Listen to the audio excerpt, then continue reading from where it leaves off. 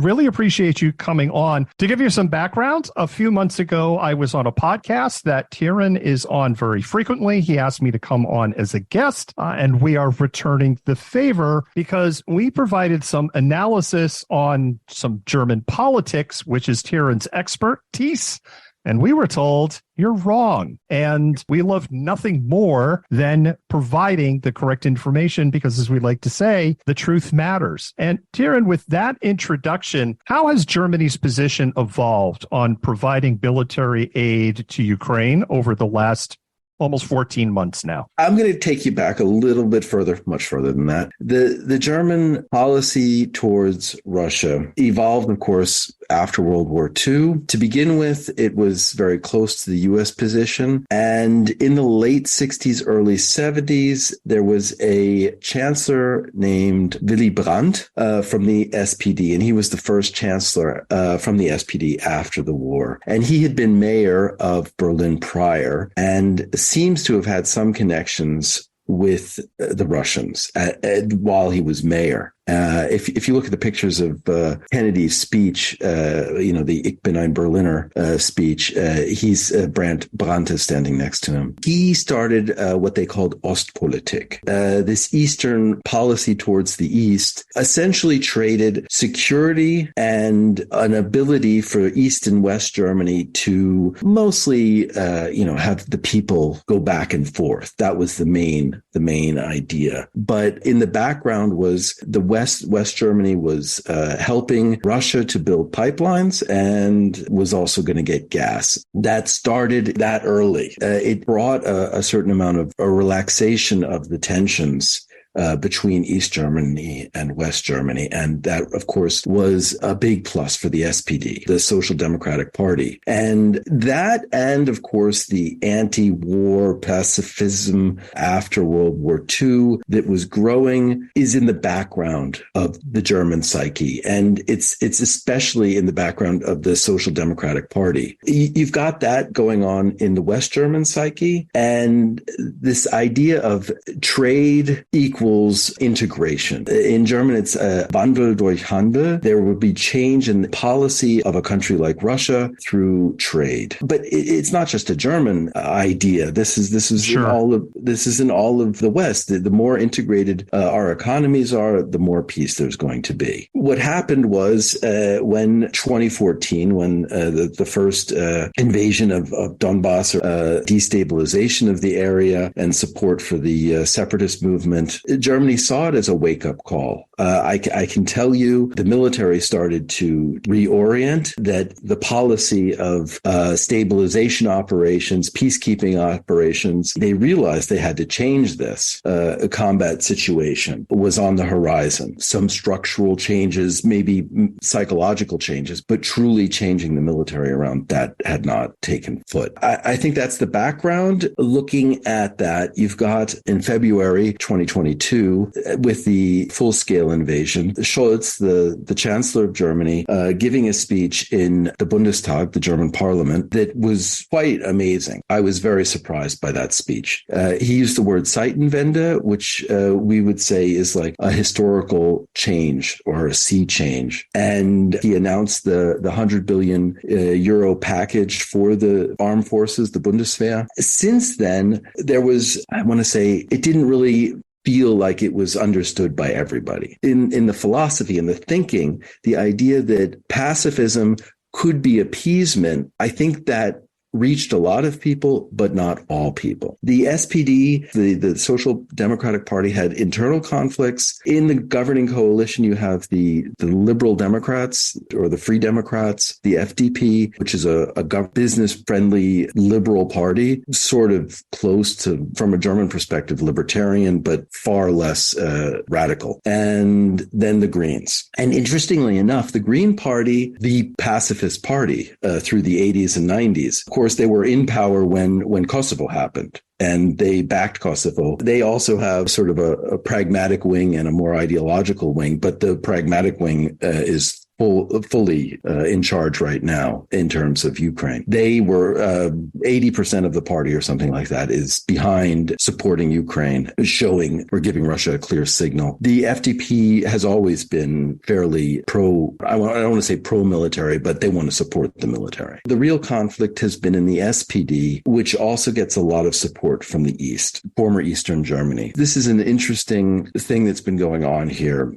Germany has about 83 million inhabitants. At the time of the fall of the wall, reunification, Eastern Germany was about 15 million. It's a minority, but it's a significant minority. And in Germany, you have a federalistic system. So you've got federal states. The Eastern or the new states play a significant political role. And you've got a very large dichotomy between the Eastern mentality and the Western mentality. And I think it's important to understand that. Eastern Germany grew up with Russia as the big brother. And I've heard people who grew up in Eastern Germany say they were our brother, but you can choose your friends, you can't choose your family. Very true. There was a bit of cynicism, but you've got a lot more people in Eastern Germany who had some connection with Russia. Almost all people learned to speak Russian, whereas in the West, they did not. Very few people learned to speak Russian. They learned to speak English. And you had all sorts of exchanges at the academic level, the factories had exchanges and partnerships. You've got a lot larger percentage of the population that has some sort of emotional or familiar contact with. We're about 30 years past reintegration, give or take. In East Germany, is there still some degree of, I don't know how to phrase this, so I know this isn't the right word, but I'm going to say Balkanization? Is the people that think as East Germans would have thought, are they still in that area, or more blending of the population over the last few decades? That is a good question. I would have liked to have said this at the very beginning, actually. You can't make generalization. Everybody is different. There are lots of individuals. And in this fact, there are even more. You've got people who, right after reunification, went to the West. Yeah, they've been living in the West since then. They still say that they're from the East, but I had a friend in Munich. That was her story, and she was born at the very end of the German Democratic Republic. But she always goes back to visit her mother. Then you've got people who've been unemployed since reunification, and they're sort of the hardcore Eastern mentality that were never economically or socially integrated into a prosperous democracy. It's a big spectrum in between that. Most people who grew up in the East identify as that. People see themselves, we're all Germans. But you'll be in a situation where people will say, oh, we're all from the East. You feel it. One person from the West comes in the room, you feel it. Certain subtle changes in how people are communicating will take place. It's definitely still there. And even with people who were born the end or afterwards, depending on various factors, but yeah. It's there. What is different about the former East Germany and its population's view about Russia versus other Eastern European nations that were part of the Warsaw Pact or became puppet states during the Stalin era due to the Molotov-Ribbentrop Pact? If you look at Poland, if you look at Lithuania, the Baltic countries, even Hungary and the Czech Republic, these countries were all invaded either from the West or from the East for centuries. They see Russia very skeptically. They always have, to say the least. But the Germans were never invaded by the Russians, except when they were the bad guys. If you go around here in Berlin, there are quite a few monuments saying, the Red Army saved you from the terrible Nazis and made you into good communists. I've talked to people who said when they were children, once a year, they were taken by their school to those monuments.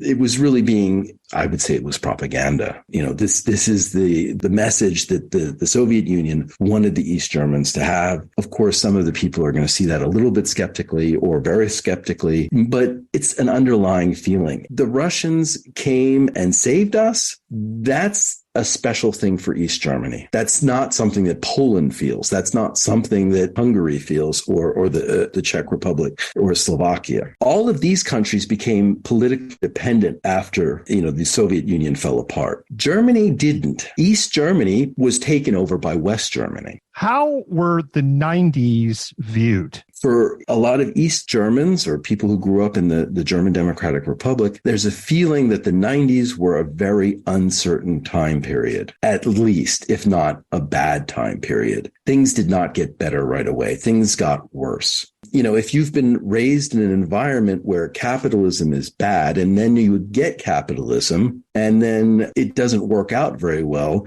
you're not going to feel too great about it. There are a fair number of people in East Germany who identify with the same feelings that the Russians have about the 90s. For the Russians, the 90s were a terrible period of time, a time of chaos, a time of corruption. Absolutely. Yeah. And I think for East Germans, it wasn't as bad. There was the rule of law. There wasn't terrible corruption, but it was a time of internal confusion, at least. They had jobs. They were suddenly unemployed. They had a future. Suddenly they didn't know what was happening. The birth rate, for example, went way down in East Germany because people just didn't know what's going to be tomorrow. Even today, the economy still is not as certain as it is in the West. Yeah, it's not as safe. Politically speaking, in Western Germany, you have a similar situation like you have in the US. There are certain groups of people that vote for certain parties. If you're a farmer, you tend to vote for the Christian Democratic Union. In a management position in a big company, you tend to vote for the Christian Democratic Party. If you're a factory worker, you tend to vote for the Social Democratic Party. In the East, that wasn't the case, of course. You don't have this history, this tradition of voting for a party. You vote for the one party. Yeah. There was only one party, right? So right. After reunification, the CDU, Chancellor Kohl, was our savior, initially. So we're going to vote for him. That, in the first election, a lot of people in the East voted for him, or even for the FDP, who was, in the coalition. After the reunification, Genscher, the foreign minister from the FDP, got a direct mandate, and that's the only direct mandate they've ever gotten. So you kind of get the sense that they're just voting for the people they know, they see. And when it got bad, it didn't work out, or they voted for the other guy. And then they just go down the line. Okay, they didn't do a good job. We'll try the next one. It's a much more fluid political situation, I would say, than you have in the West, where you've got these long traditions of voting for the one party. Since the full-scale war began, the German position has been slow to change, but the basic underlying philosophical change that pacifism can be also appeasement. I think a majority of the population understands that, but still, especially in the East, a lot of people are scared. Philosophically speaking, it's easy to say peace is always the right option.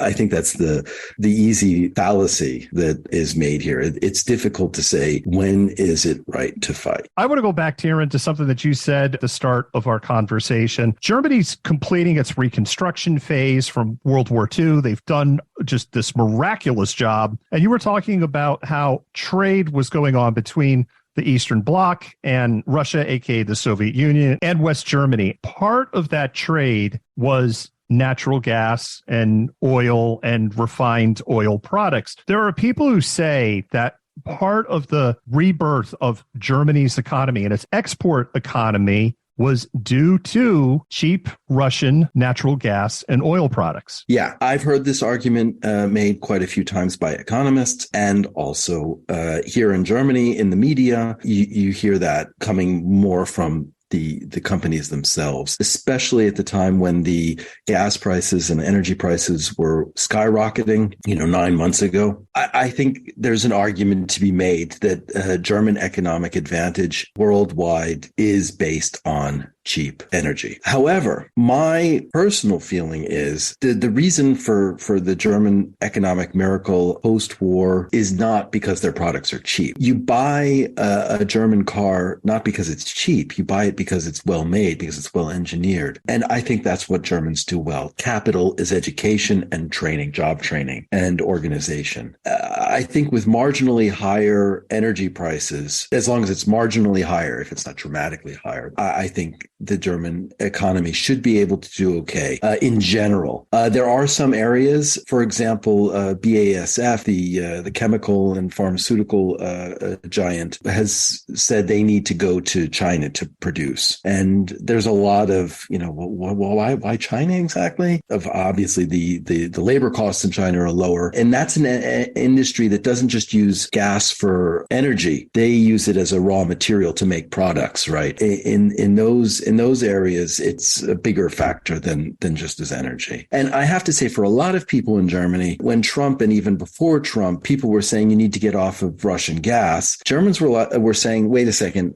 so we can buy American fracking gas? Is that what you want us to do? So, there was a lot of cynicism about that. And that position is very understandable if you don't look at it through a U.S.-centric lens. Exactly. Back to the original question, Germany's evolving position, how this has evolved, at least from an external observer, from February of 2022, where there appeared to be a lot of hesitation to provide support for Ukraine and frustration from NATO partners and European partners and Western allies. Germany is either now number 2 or a close number 3 at this point in providing heavy weapons to Ukraine, which is quite a difference from where we were 6 months ago. When you wrote that position a couple months ago, and I responded to it, one of the arguments I made is the military argument. On the military side, there's the political argument, there's the military argument. The military argument, I think, is a couple things. One aspect is, and this is true for the United States as well as for any country, if you put technology on the battlefield, the enemy gets it, could get it at some point. That is a problem then, because they can develop countermeasures for that. Germany was hesitant for that reason. The U.S. is saying, here, give Ukraine your Leopards, but we don't want to give our M1A2s. Well, why is that? Right.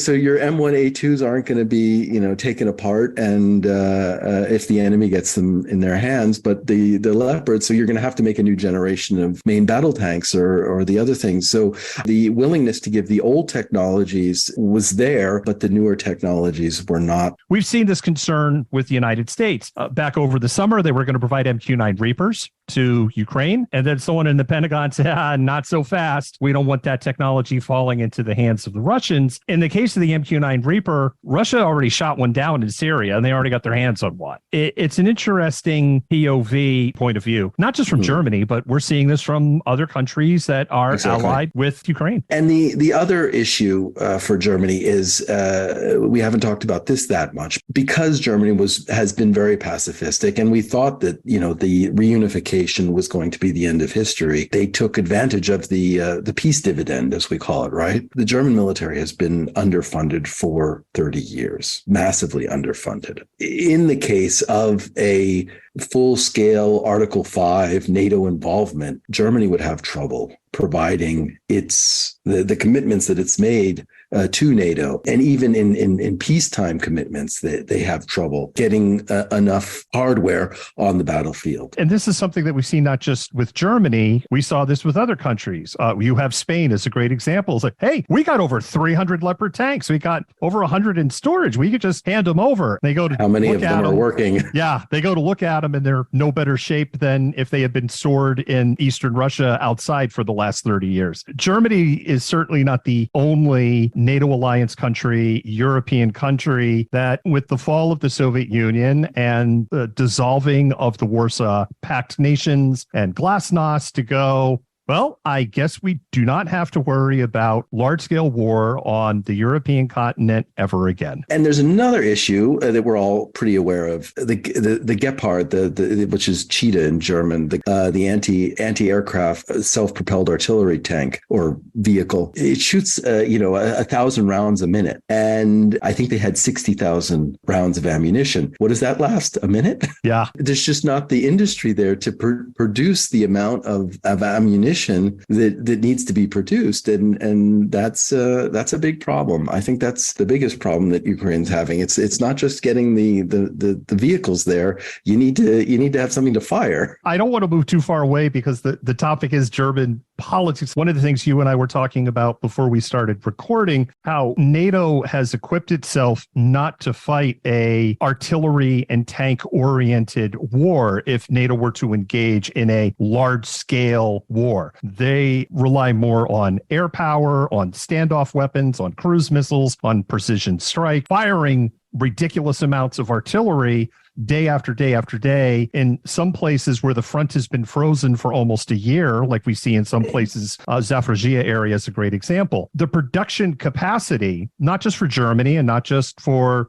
Switzerland's its own special thing. It could get its own show, but even here in the United States, the manufacturing capacity is not set up to match the way that Russia has invested in fighting large-scale war. My understanding of this is that even in the Cold War, the planners knew since Stalin's time, I believe Stalin or Zhukov said quantity is its own quality. They just had masses more, and the NATO planners were hoping at least that the more precise weapons would be the advantage in the end. Hopefully what we're seeing in Ukraine as well, that the more precise weapons do a lot better job than masses of weapons. But still, you need a lot more capacity to produce the stuff than is currently there. If we go back to a little bit more than a year ago, you have Christine Lambrecht, who was the Minister of Defense for Germany. She had just come into that role. Yeah, the coalition formed itself in November. She is one of the least ideal ministers in the cabinet. Most government ministers come from a legal background, so they're lawyers. They've studied law, and she studied law. She came from the Interior Ministry and Justice. She was in the Justice Ministry in the Grand Coalition, the CDU, Merkel, CDU, and SPD. She's an SPD party. And she wanted to be the Minister of the Interior, which is the bigger ministry. And she didn't get that. It was kind of like, you're not that great. Here's defense. And at that point, the war hadn't started. For the last 20, 30 years, the defense ministry was where you sent somebody who you wanted to get out of politics, because there were always some sort of scandals in spending, or something happens with the right-wing movements in the military or something like that. But most defense ministers, that was their last political position. The one exception is Ursula von der Leyen. She was defense minister before she went to the EU and became the president of the commission. And Lambrecht was in a scandal almost as soon as she got the role. Basically, it looked like she went on a holiday to the German version of Martha's Vineyard with her son in a German military helicopter. Pretty much the whole time she was this scandal or that scandal, and she was definitely dragging her feet. At the time, it seemed like she was really just, in terms of Ukraine, she was just implementing the policies of Scholz. In hindsight, it looks more like she was really just not the right person in the right place. Prior to Ukraine, no gigantic problem for German politics. In that situation, it was a disaster to have a person who did not want that ministry doing that job and really not capable of doing that job. Actually, the scandal that made her actually leave was on New Year's Eve. She made a TikTok, or it was either TikTok or an Instagram video. In the background, there were all these fireworks going off, because that's what you do on New Year's Eve here in Berlin. She made this video saying, the war is a terrible thing, but look on the bright side. I've met so many new people. A PR disaster, and everybody just went and shook their heads. And when is this person going to be gone finally? And sure enough, a couple weeks later, announced her resignation. Boris Pistorius comes in on the 17th January January of 2023. Lambrecht is under all sorts of fire at this point. Germany is still resisting on freeing the Leopard. And you have France that comes out and says, we're going to do the AMX-10. These light tanks, or some people are probably writing angry emails right now going, it's a tank destroyer or a scout vehicle. Take your pick. It's any of the three. And then you also have the UK come out and say, we're going to give a token, 14 Challenger 2 tanks as token. Boris Pistorius shows up, and all of a sudden, Ukraine's getting all the armor that they want, metaphorically speaking. To an outside observer, it looks like, well, there's a new sheriff in town, and look what happened. The wheels were probably turning on this before that. So what's the story behind the story? All the arguments I've made up to now, I think, stand. We don't want our top-of-the-line equipment on the battlefield, and we don't have enough of it for ourselves. Right.